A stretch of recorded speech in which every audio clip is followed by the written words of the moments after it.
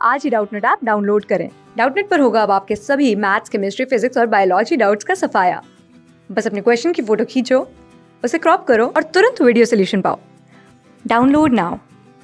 प्रश्न है, ठोस पदार्थ की आकृति और आयतन क्यों होती है। दोस्तों हमें बताना है कि ठोस पदार्थ की आकृति और आयतन निश्चित क्यों होती है। ठीक है, तो दोस्तों यदि हम ठोस पदार्थ की बात करें तो इसमें दिया गया इसकी आकृति और आयतन निश्चित होती है।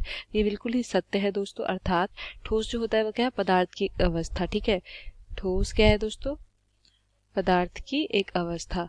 तो ठोस का आकार और आयतन दोनों ही, आकार यानी कि आकृति और आयतन, ठीक है, आयतन क्या है, निश्चित होता है, निश्चित होता है। ठीक है, अर्थात ठोस क्या है दोस्तों, ठोस यानी कि जो दृढ़ प्रकृति के हैं, दृढ़ और कठोर होते हैं, दृढ़ और कठोर प्रकृति की। ठीक है, कठोर प्रकृति की। ठीक है, तो यदि हम ठोस के उदाहरण लेके हम इस प्रश्न को समझेंगे दोस्तों, ठीक है, प्रकृति की है तो ठोस की उदाहरण लेते हैं। ठीक है, तो पूछा गया कि पदार्थ की आकृति और आयतन निश्चित क्यों है। ठीक है, तो ठोस में जानते हैं हम कि इसकी संपिंडता नगण्य होती है। ठीक है, संपिंडता नगण्य होती है, नगण्य होती है।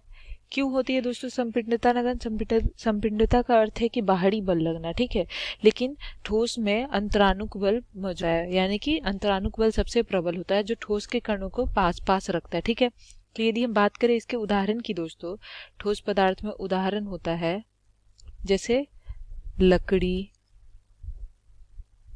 लकड़ी, कोयला इत्यादि, लोहा, ये सब क्या होगा दोस्तों, बर्तन, कुर्सी, टेबल, लोहा इत्यादि। ठीक है, ये सब क्या है, ये सब इसके ठोस पदार्थ के उदाहरण है। तो हमें बताना है यहाँ पे कि इसके आकार और आयतन निश्चित क्यों होते हैं। तो मान लेते हैं कि हमने कोयला लिया। ठीक है दोस्तों, कोयला जब लेते हैं हम मान लेते हैं कि कोई भी हम कोयला पत्थर लेते हैं तो क्या होता है, हम बाहरी बल लगाते हैं। ठीक है, बाहरी बल यदि लगा रहे हैं, बाहरी बल लगाने से ये क्या होगा दोस्तों, ये टूट जाएगा। ठीक है, बाहरी बल जब लगाते हैं तो ये टूट जाता है, लेकिन ये क्या करता है, अपना आयतन और आकृति में परिवर्तन नहीं करता है। ठीक है, क्यों, क्योंकि जब इस पे बाहरी बल लगाते हैं और एक समय के बाद क्या होता है, ये टूट जाता है, लेकिन ये अपना आकार और आयतन में परिवर्तन नहीं करता, क्या कहलाता है, ठोस पदार्थ कहलाता है। अर्थात इसके जो अंतरानुक बल होते हैं वो क्या करते हैं कि इसके कणों को पास पास स्थित रहते हैं, इसलिए ये दृढ़ और कठोर प्रकृति का होता है। तो हम देखेंगे दोस्तों,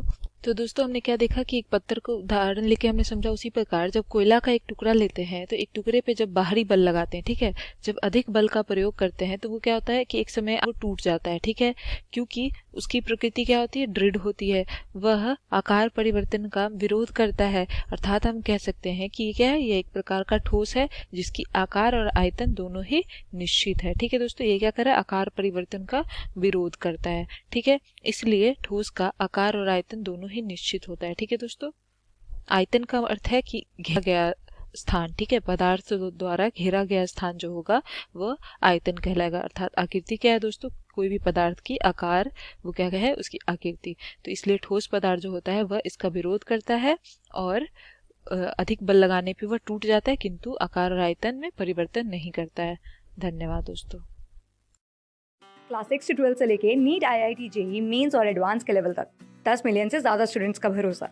आज ही डाउनलोड करें डाउटनेट ऐप या व्हाट्सएप कीजिए अपने डाउट्स 8400 400 400 पर।